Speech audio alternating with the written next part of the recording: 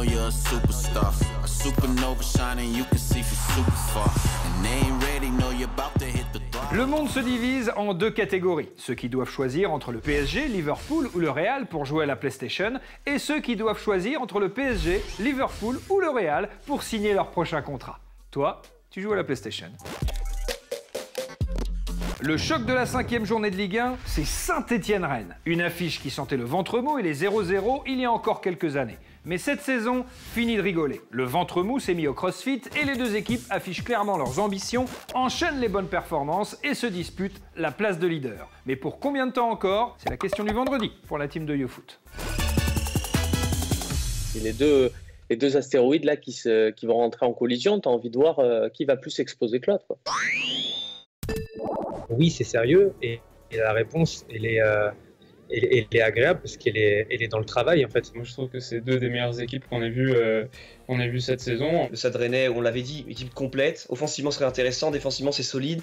Kamavinga, leur pépite qui permet de débloquer des matchs quand il le faut. Pour Saint-Etienne, c'est un peu différent. C'est une équipe moins impressionnante, mais très enthousiasmante. Simplement au niveau de l'envie et des idées, le pressing, sortir depuis l'arrière proprement, la relance, un groupe jeune. Claude Puel s'est affirmé dans le sens où il s'est quand même passé de joueurs qui sont importants pour l'AS Saint-Etienne et importants pour la Ligue 1. Donc il y a plein de gens qui avaient qu'une envie, c'était de dire regardez Puel, il gère à l'ego, il a débarqué des caseries, des machins et tout. Et Rennes, avec tous les soucis qu'il y a eu l'an dernier avec Olivier Létang, c'est pareil. Donc c'est un peu la revanche des coachs. C'est ça qui peut leur permettre de réaliser une bonne saison au final, c'est d'avoir eu peut-être l'audace de la part du coach et du staff technique de donner les clés aussi aux jeunes joueurs qui, eux, ne demandent qu'à jouer et à prouver. T'as du collectif, t'as des belles individualités, et puis ouais, tu regardes du beau match. Tu te fais pas suer devant leurs affiches. Moi, si je suis supporter rennais ou stéphanois, je sais que je vais prendre beaucoup plus de plaisir devant mon équipe que si je suis supporter lyonnais. Il y a un moment, il faut raisonner en termes de stade, infrastructure, budget ou réputation. Aujourd'hui, Rennes est meilleur que Lyon et Marseille, et dans le contenu et dans la dynamique. Tu vois, c'est bien parce que les gros tombent, les gros déçoivent. Et les équipes, là, bim, on se remet à aller chanter, aller les verts et on veut de la galette saucisse, quoi. Eh ben, c'est ça ma Ligue 1. Moi, je suis content. Et après, si je devais pronostiquer absolument, je dirais que j'aurais quand même un résultat positif pour Rennes. Rennes me semble avoir juste un poil plus de certitude et de profondeur, notamment devant. L'autre bonne surprise de ce début de saison, c'est Lens bien sûr. 9 points au compteur après 4 journées, un seul promu, Monaco, a fait mieux sur les 10 dernières années. Un départ canon des 100 et or qui doivent beaucoup à la forme éclatante de Gaël Kakuta. Mais quel est vraiment son impact sur le jeu de l'équipe? Comment le situer dans la hiérarchie des milieux de terrain? On a vérifié.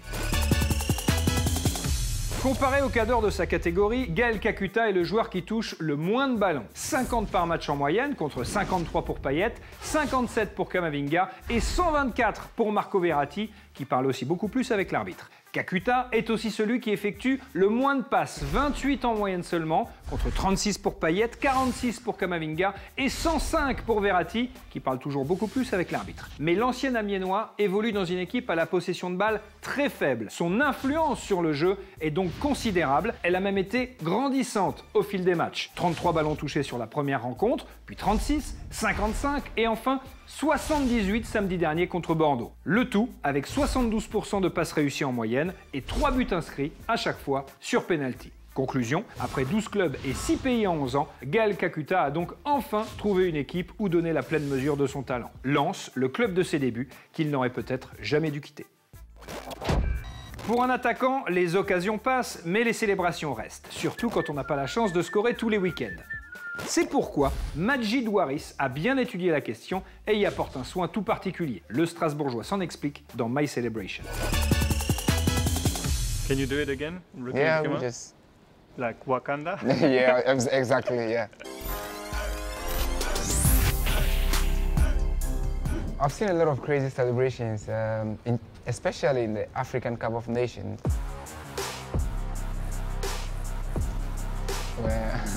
When I see something is nice and then I like it, I would like to learn.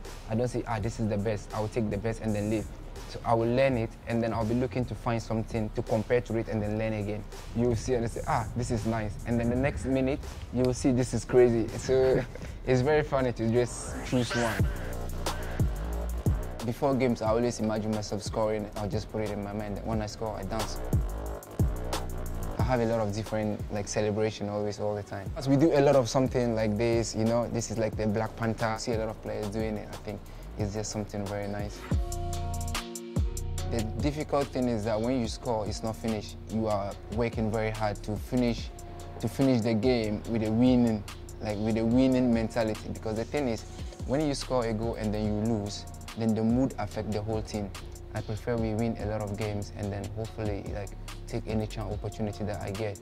So any chance I get to score, I will definitely make sure I score. À la fin de leur carrière, il y a les joueurs qui deviendront entraîneurs, les joueurs qui deviendront consultants et ceux qui deviendront tonton Pat. Attention, là il y a du boulot. La preuve dans le Social FC.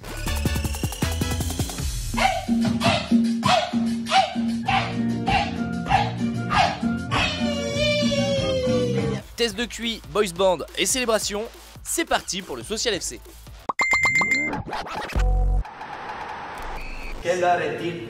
Quelle heure est-il? Quelle heure est-il? Très bonne question Marco.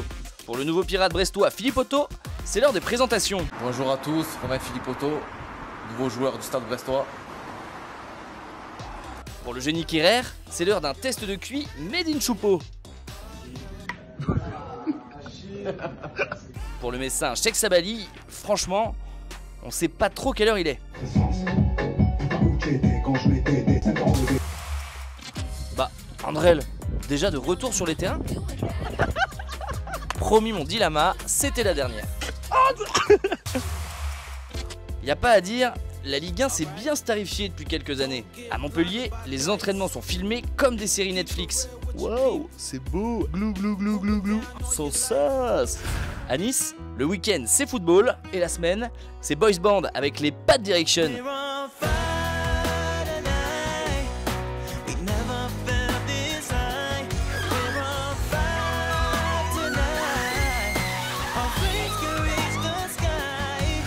La star à Dijon, allez venez là, venez ensemble. C'est l'équipe U9, sauf qu'apparemment ils ont les mêmes problèmes que les pros. C'est bon les gars? C'est ça vos célébrations là? Il marque pas souvent de but. Allez voilà. À part ça, Neymar cherche déjà sa tenue pour son audition devant la commission de discipline. Mais, avouons-le, c'est pas vraiment comme ça qu'on l'aime notre Ligue 1. À Lille, on aime la bière, on aime les frites et on aime Jonathan Iconé. Autant de bonnes raisons qui ont poussé Alpha Ibrahim à choisir le LOSC dans triangle, rond, croix, carré. Eh mon gars, tu sais que la fierté lilloise, elle s'écrit en 3 lettres. R-I-O. Rio Mavuba. Il y a aussi Rudy Garcia et Adil Rami qui sont passés par là. Hein. D'ailleurs, ça s'écrit aussi en 3 lettres. Comment ça? SOS. Eh, j'aime trop Lille. Ça joue au transversal, 1-2, c'est le Dortmund français. Après, par contre, en Ligue des Champions, c'est pas trop ça. Ils ont pris 1 point l'année dernière en Ligue des Champions. Mais ils sont gentils, ils sont gentils. C'est comme les classes découvertes. Ils viennent avec leur appareil photo, leur sandwich. Il y a Galtier devant avec son drapeau. Suivez-moi, on va suivre les vestiaires de l'Ajax. Mignon, tu lui tiens la main, Mignon. Mais arrête, tu vas te perdre. Et tu sais, les Lillois, quand ils se prennent un but, qu'est-ce qu'ils disent? Non, quoi? Mignon. T'es déjà parti à Lille? Non. T'es sérieux? Même pour aller enterrer un corps, Galoche Martine Aubry. Arrête, Martine Aubry, elle m'excite. Et tu sais que Lille, c'est une putain de ville, c'est à côté de Bruxelles, Amsterdam. Tu veux faire la fête, c'est parfait. Pas loin non plus de Dunkerque et de Boulogne-sur-Mer. Si tu veux te pendre, si tu veux... Commandant, on est mis en face. Wesh, sois sérieux, ils jouent là.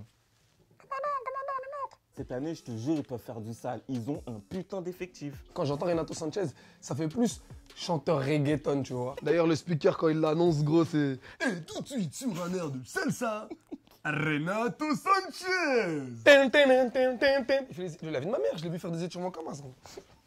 Qui gère les transferts à Lille? Parce que franchement, il est bon le mec. Hein. Osimhen, à la base, coûtait quoi? Une trousse et des claquettes. Ils ont réussi à le vendre à Naples, 80 millions. C'est que même toi, là, avec tes contrôles flingués, là, tu vois, tu vas à Lille, on te revend 20 millions. Mais non.